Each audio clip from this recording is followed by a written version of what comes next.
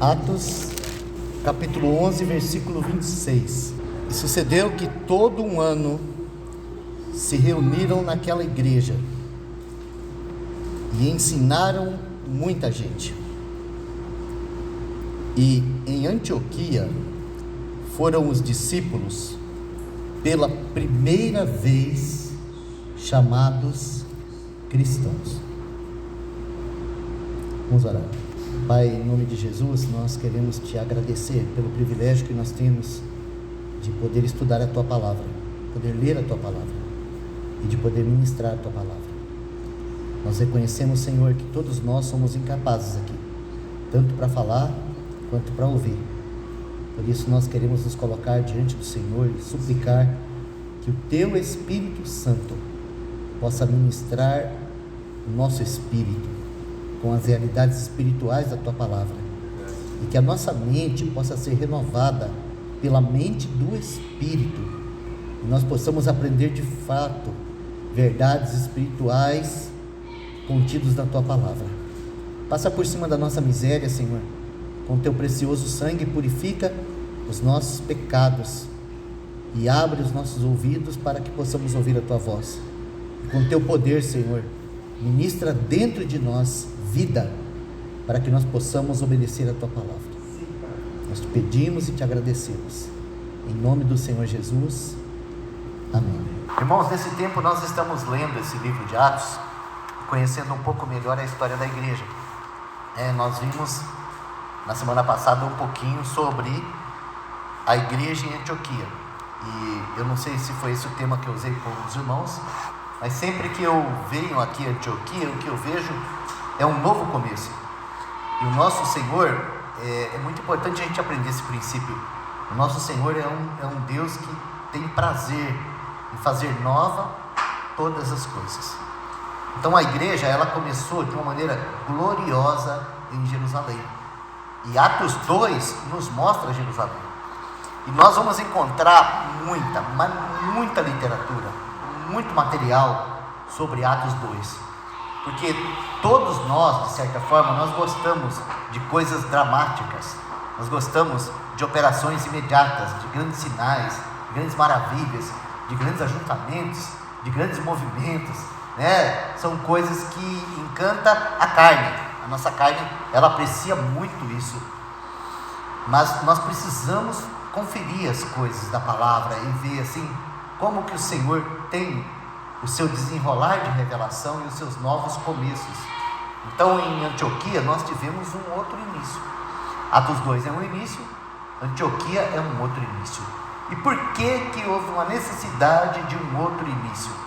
Então, olhando os contextos, a gente percebe que a igreja de Jerusalém, apesar de ter recebido tanta realidade, ela estava presa à tradição da sua religião. E o nosso Senhor, ele não veio estabelecer uma nova religião.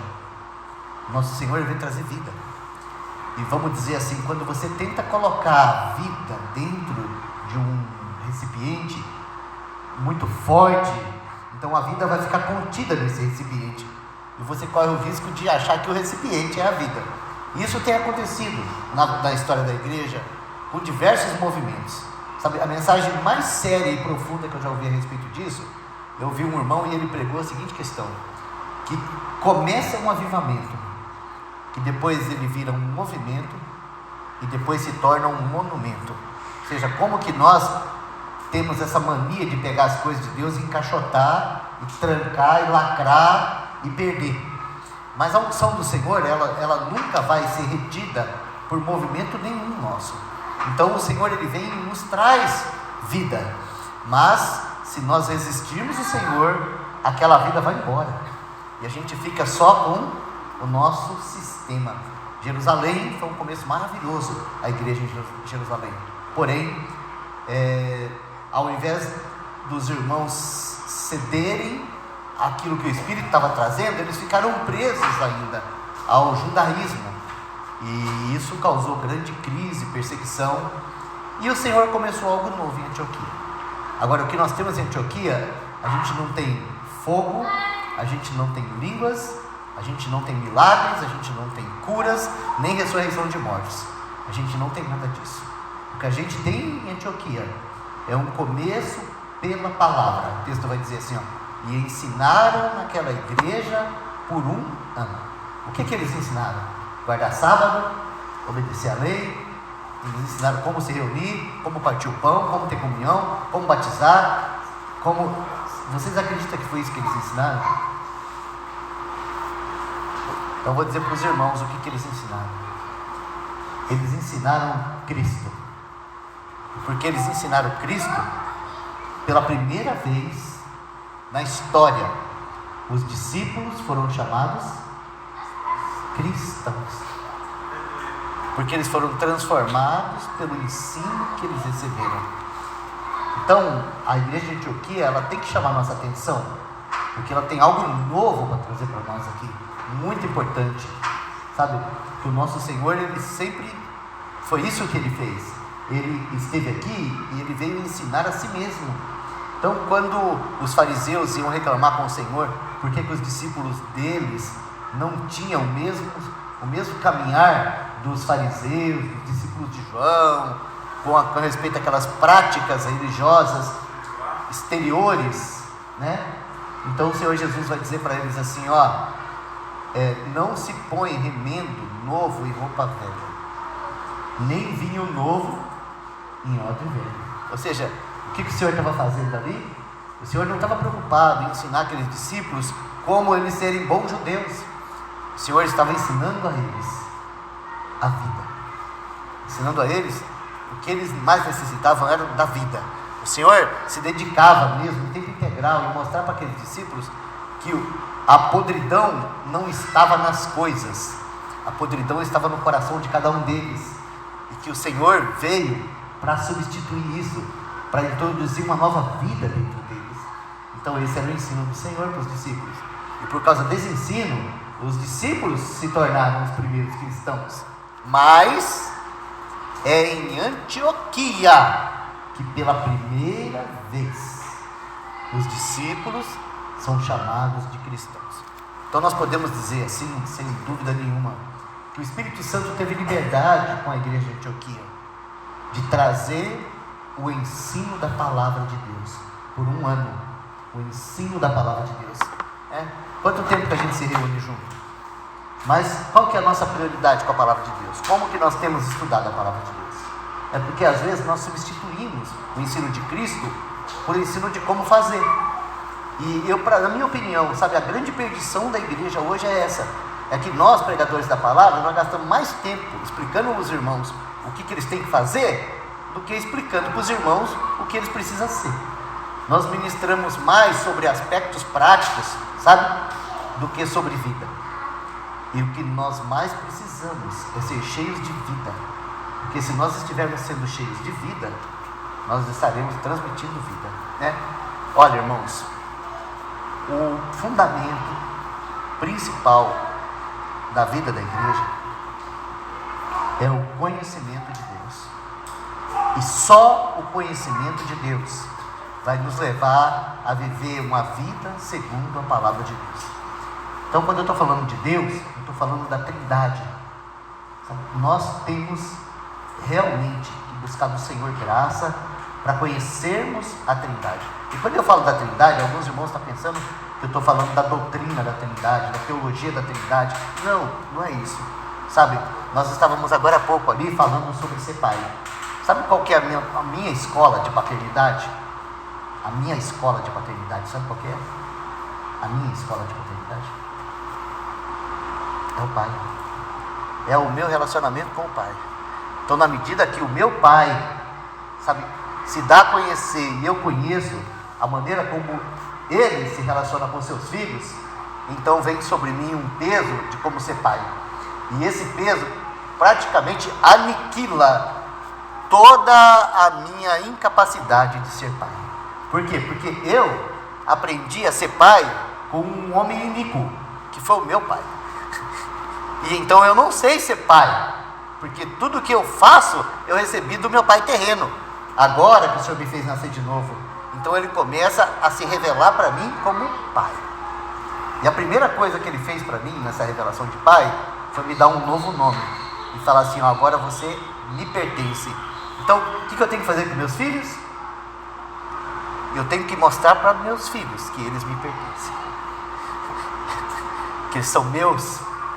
Sabe, uma outra coisa que eu aprendi com meu pai no dia que eu nasci de novo, sabe? Porque eu era aquele homem que tinha um monte de pepino para administrar, sabe? Que foram os pepinos decorrentes da minha vida errada. Era muita coisa. E no dia em que eu recebi Jesus, o meu Pai Celeste, ele veio como que veio com carinho no meu espírito e falou assim: ó, a partir de agora, você está sob nova direção. Quem cuida disso, sou eu. Eu tinha 300 coisas lá que eu estava sempre pedindo para Deus resolver para mim, sabe? E a partir daquele dia, quando eu conheci como pai, ele me trouxe essa clareza, que aquelas coisas não era mais minha responsabilidade, era dele, sabe? É bom demais ter um pai. Eu me recordo, quando eu tinha 18 anos, 18 para 19 anos, eu tive uma adolescência muito, muito distante do meu pai, e eu tinha um julgamento do meu pai terreno, né? Do meu pai carnal, e eu tinha um juízo pesado sobre ele. Então eu imaginava assim, tinha muito medo dele, tinha dificuldade mesmo, em vários aspectos.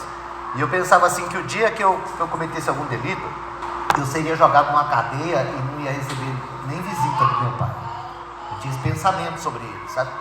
Que o dia que eu cometesse um delito, eu ia ser jogado numa cadeia e não ia receber nem visita do meu pai e de ninguém, por causa da maneira que era a nossa relação, né? E um dia eu caí na cadeia. E naquele dia, eu não caí sozinho, eu caí com 8 amigos. Nós estávamos em 9. E apareceu um pai lá, o melhor advogado da cidade, para tirar o filho. Dá para acreditar uma coisa dessa? Não dá, né? Mas naquele dia eu conheci a graça do meu pai. Eu vi que meu pai era um pai gracioso naquele dia. Até hoje eu tenho essa dívida com ele, porque eu aprendi uma lição com meu pai. Ele não falou comigo, ele não via a cara dele, mas ele mostrou que ele era provedor, que como pai, ele tinha responsabilidade sobre o seu filho, de prover para o filho aquilo que o filho necessitava. Então, demorei muito para entender isso. Só depois que o Senhor me salvou que eu comecei a ver essas coisas, sabe? E nós precisamos conhecer a Deus, o nosso Pai de verdade, para a gente ser pai de verdade. Nós precisamos conhecer Jesus, sabe, como o nosso irmão mais velho, como o nosso o homem de Deus, sabe, o homem representante, o nosso representante no céu é o Senhor Jesus.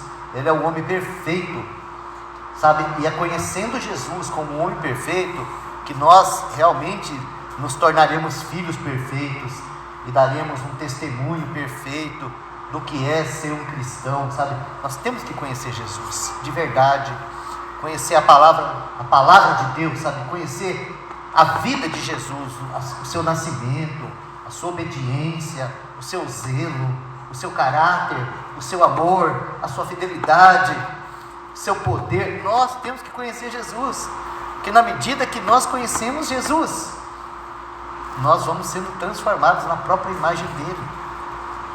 Quando nós descobrimos o amor de Jesus pela igreja, a maneira como o Senhor lida com a sua igreja, então nós podemos realmente, né, principalmente os irmãos casados, né, que hoje eu não sou casado, mas os irmãos casados têm condição de cuidar da esposa como Cristo amou a igreja, mas é conhecendo Jesus, não é estudando sobre casamento, sabe?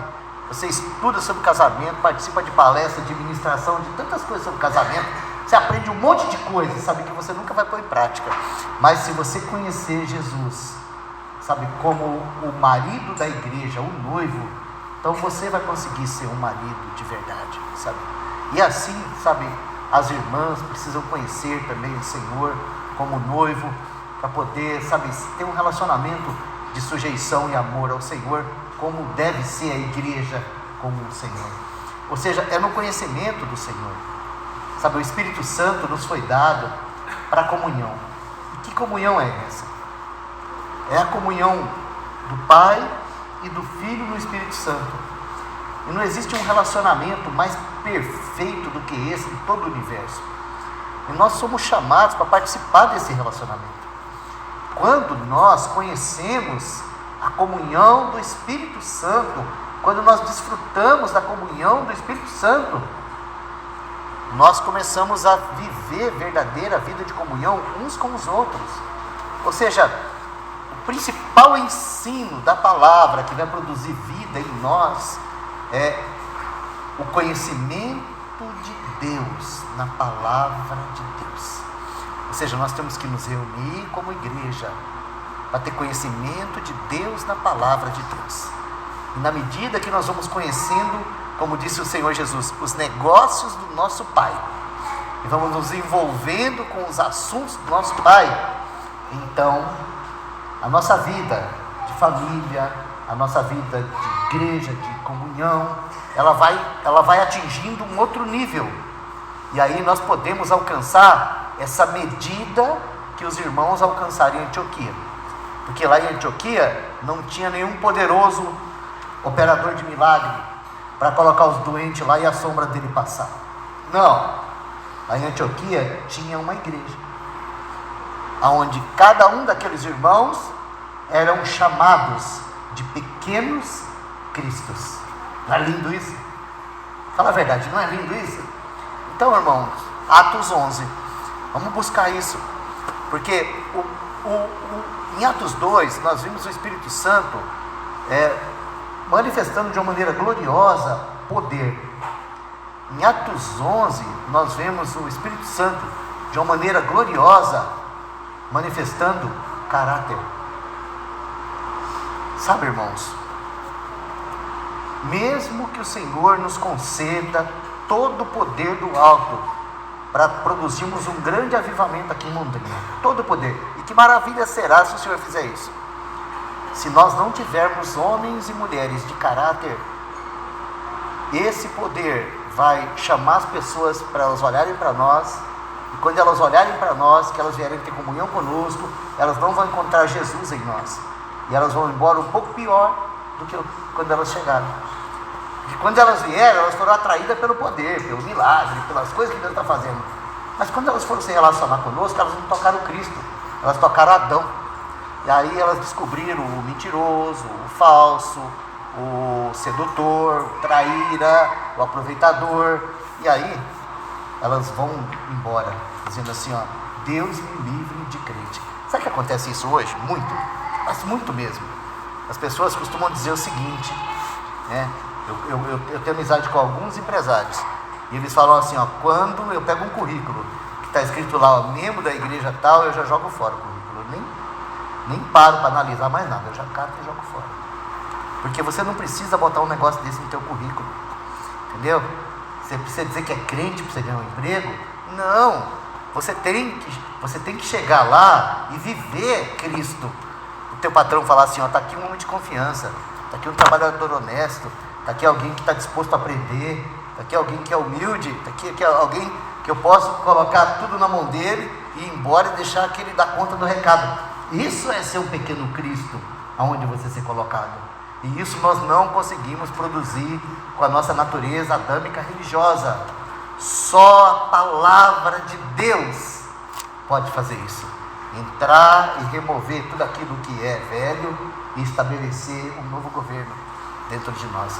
Então, Antioquia, nós temos esse mistério que é pouco notado na Bíblia, porque, como eu disse, não tem ressurreição, não tem línguas estranhas, não tem milagres. Então fala assim, não, deixa isso para lá, não, volta aqui, presta atenção nesse assunto.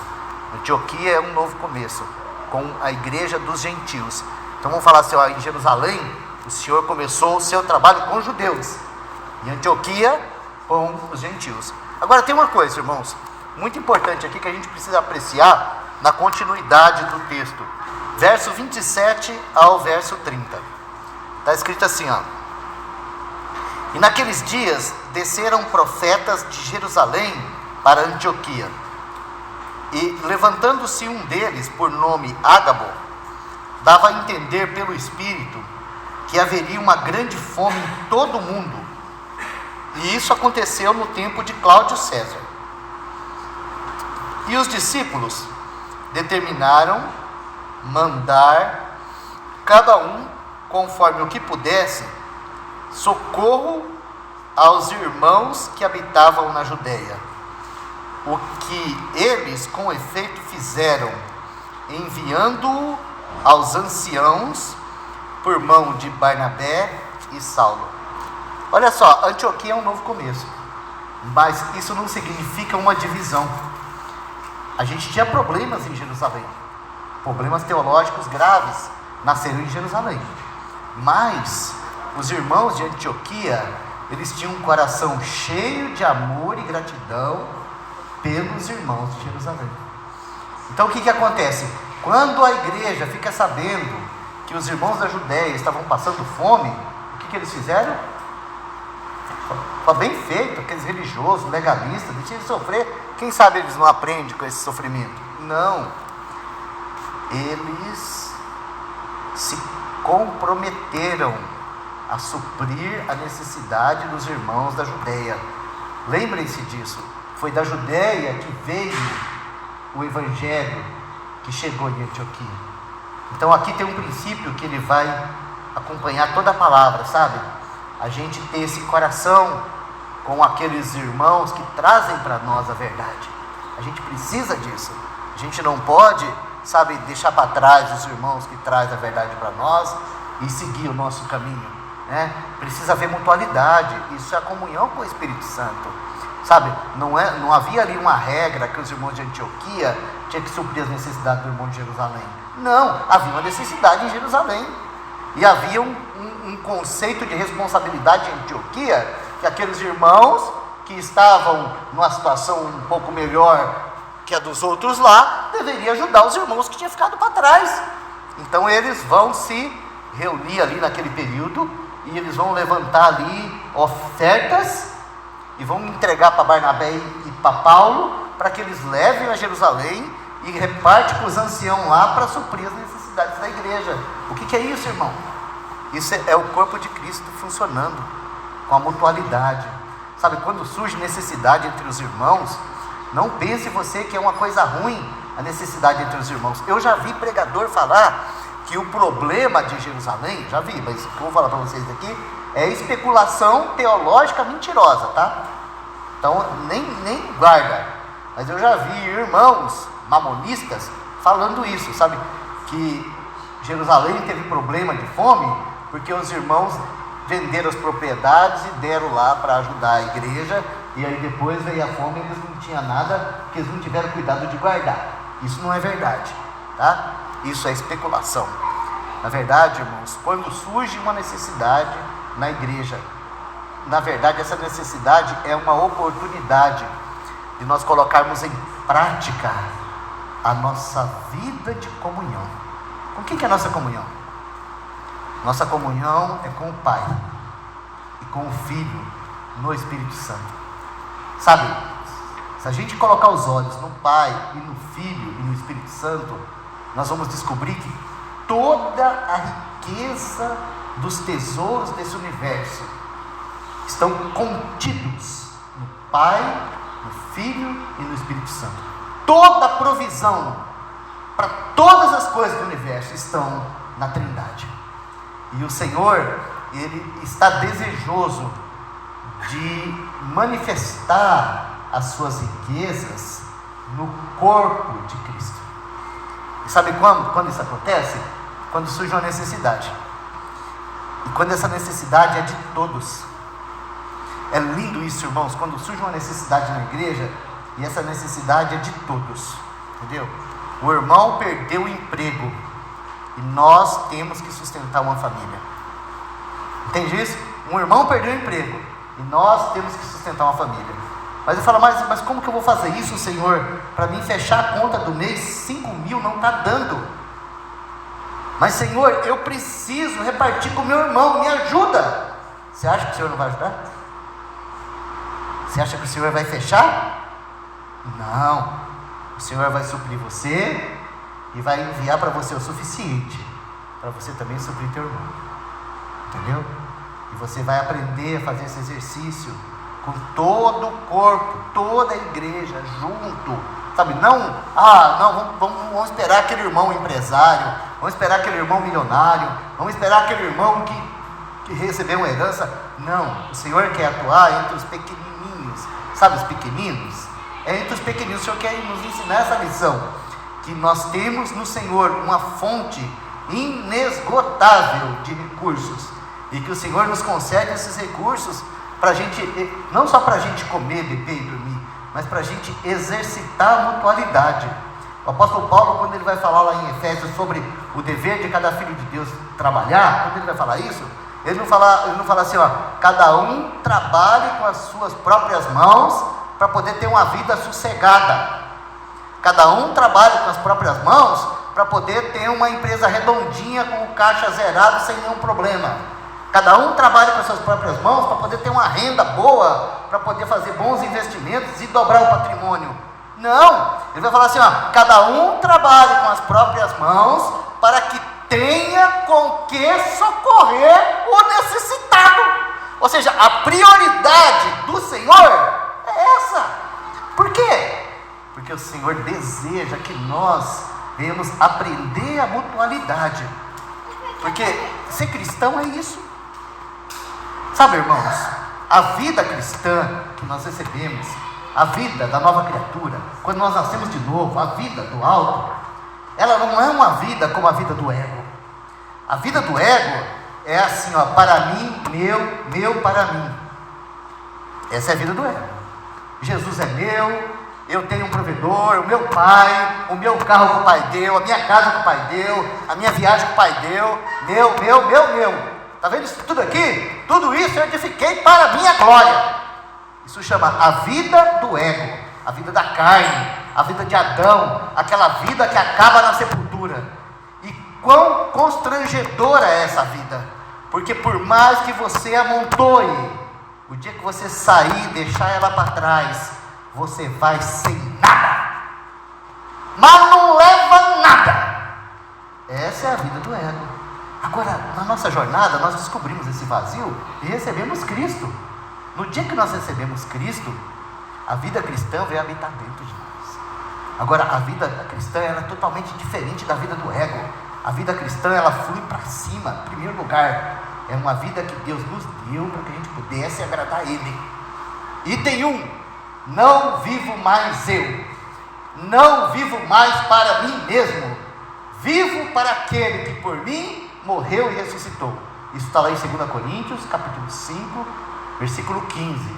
Verso 14 diz assim, ó, porque o amor de Cristo nos constrange a julgarmos isso, que se um morreu por todos, logo todos morreram. E ele morreu por todos, para que os que vivem, não vivam mais para si mesmos. Vivam para aquele que por eles morreu e ressuscitou. Ou seja, essa vida que nós recebemos, ela é toda voltada para Deus, mas não somente para Deus. Essa vida que nós recebemos, ela vai nos conduzir a esse caminho de sermos mordomos, de sermos servos, de podermos compartilhar com os outros daquilo que recebemos. O grande tesouro da vida cristã não é reter, é repartir. Eles são chamados cristãos por quê? Porque eles estão expressando Cristo, eles estão vivendo a vida cristã, eles não estão vivendo a vida do ego, né? Eles estão realmente vivendo a vida cristã. Nós temos uma terceira característica ainda nessa questão de repartir. Deixa eu ir lá. Capítulo 13.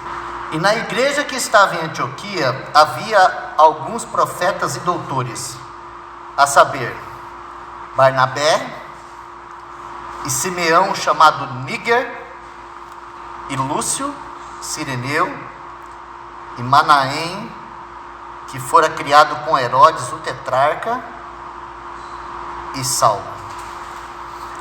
Eu vou fazer uma citação desse versículo primeiro, antes da gente avançar. Aqui nós estamos vendo os irmãos que tinham o ministério da palavra, porque a palavra fala assim, ó, profetas e doutores, eram os irmãos do ministério da palavra.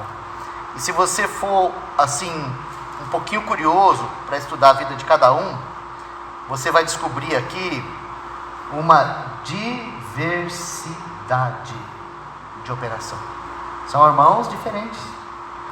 Você tem um representante da Nigéria aqui, tá? Um negro entre os irmãos. E você tem um representante da coroa, um parente de Herodes, o tetrarca. Você consegue ver a diferença de nível? Só que aí você tem o Barnabé, você tem um Saulo, você tem um Manaém, né, você tem um Lúcio, você tem irmãos diferentes, um grupo diferente de obreiros, com pensamentos, com caminhos, ali repartindo o Senhor, mas são homens diferentes. E aí no versículo 2, você vai encontrar, olha que maravilha esse texto, ó. E servindo eles ao Senhor, ou seja, ninguém estava ali com o seu próprio projeto, eles estavam juntos, servindo o Senhor. Princípio fundamental, ninguém estava edificando uma Babel para si ali, eles estavam servindo o Senhor. E aí o texto fala assim, ó, e jejuando, ou seja, eles estavam buscando do Senhor, a direção do Senhor para aquela igreja. Disse o Espírito Santo, ou seja, como eles foram buscar de Deus, qual era o caminho, o que eles deviam fazer, e eles colocaram isso como prioridade diante do Senhor, o Espírito Santo disse.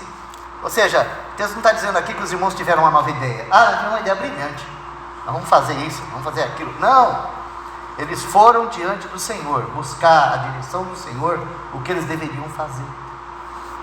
Isso a gente só encontra aqui em Antioquia. E olha só a resposta do Espírito Santo: apartai-me a Barnabé e a Saulo para a obra que os tenho chamado. Preciso dar esse detalhe para os irmãos. A igreja de Antioquia, ela nasceu por intermédio de homens que a gente nem sabe o nome, e nós falamos isso aqui domingo passado. A gente nem sabe o nome dos homens. Mas assim que os irmãos de Jerusalém ficou sabendo que a graça de Deus estava atuando em Antioquia, mandou para lá Barnabé. E a gente sabe que irmão precioso, que pastor é esse Barnabé.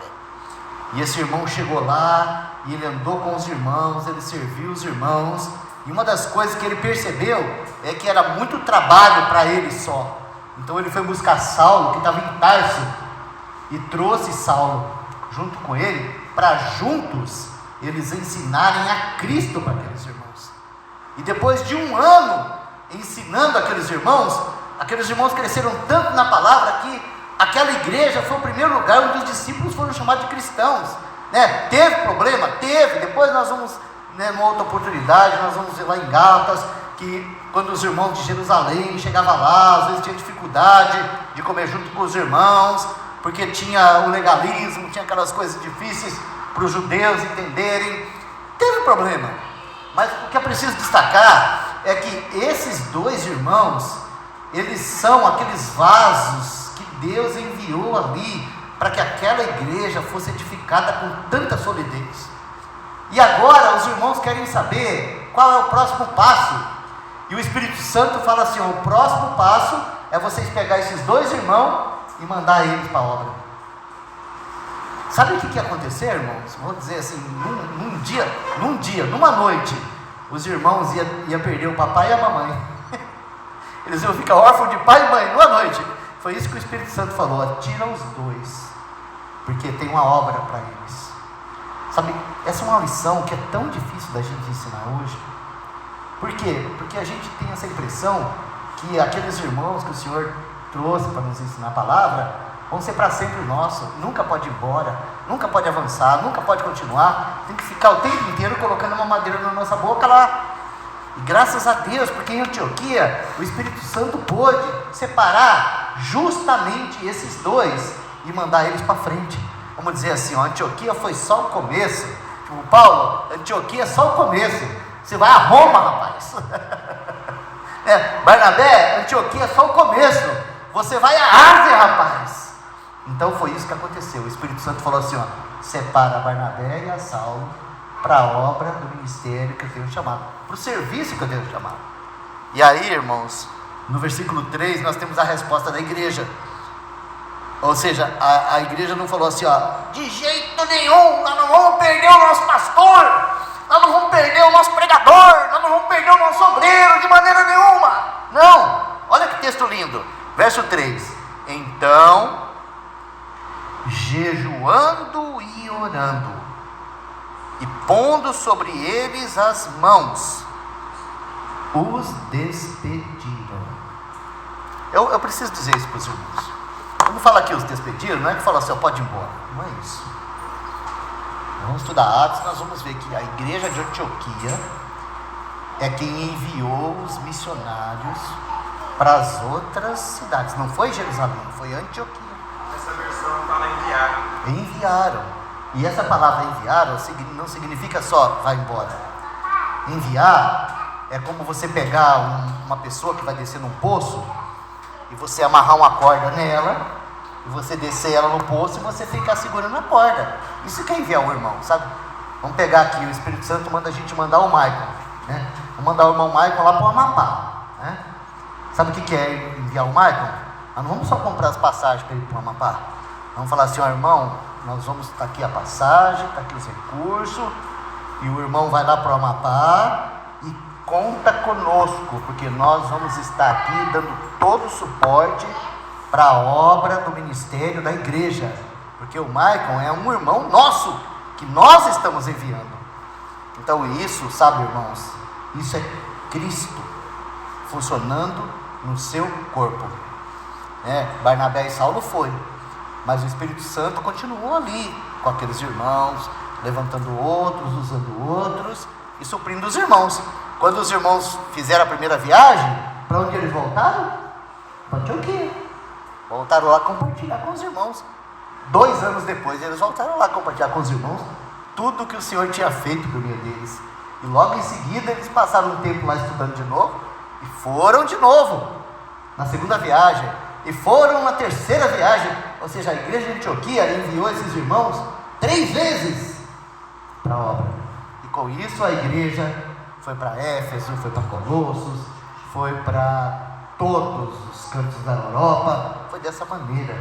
Então Deus usou poderosamente essa igreja de Antioquia para que a palavra da verdade do Evangelho fosse espalhada por toda a Europa, Ásia, África. Irmãos, isso é obra de Deus. É maravilhoso isso. E essa igreja, irmãos, por causa disso, essa igreja chegou aqui. Nós estamos aqui hoje por causa disso, porque esse evangelho que saiu lá de Antioquia chegou aqui. Não veio judaísmo para nós não. Ninguém precisa tocar chofar, não precisa guardar sábado. Graças a Deus por esses irmãos, não é verdade? Então nós temos que colocar nossa boca no pó, sabe? E apreciar essas verdades, e buscar no Senhor um caminho, para que nós possamos, nesse tempo que nós estamos vivendo, avançar. Nós não precisamos imitar Antioquia, mas nós precisamos avançar. Então, alguém já disse isso, né? É conhecendo a nossa história que a gente consegue de verdade avançar, uma base sólida, segura, dentro do propósito.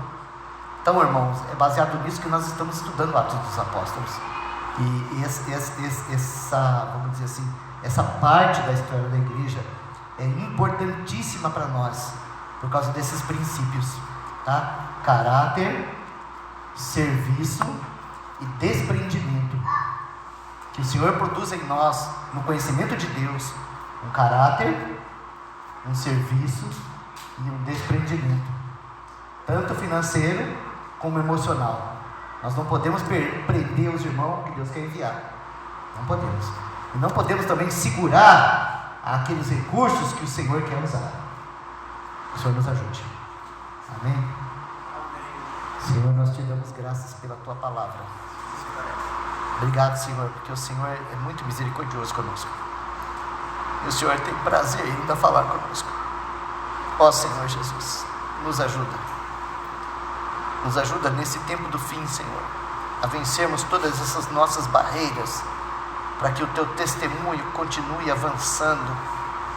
Nós te pedimos e te agradecemos, ó Deus, em nome de Jesus. Amém.